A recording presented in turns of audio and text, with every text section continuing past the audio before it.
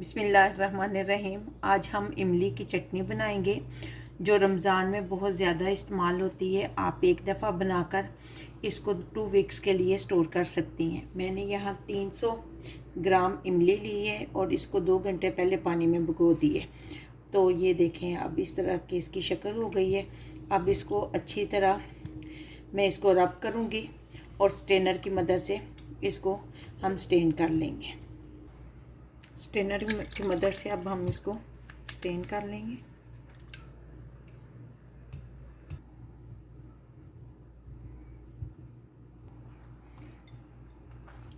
ये वेस्ट हम निकाल देंगे। दूसरी भी इस तरह स्टेन करेंगे इसको। ये पल्प हमारा तैयार है। पैन में अब हम इसको डालेंगे और इसको पकाएंगे 4-5 मिनट तक।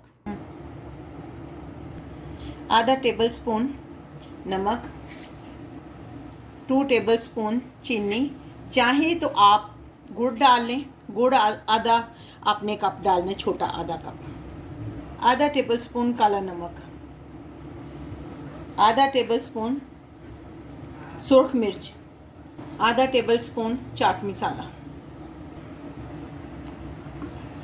इनको अच्छी तरह मिक्स कर लें।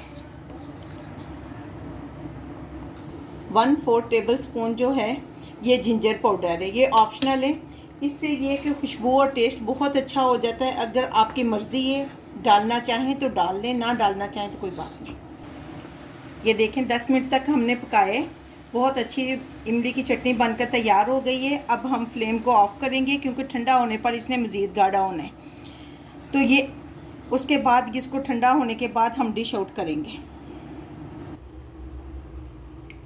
देखिए इसकी कंसिस्टेंसी।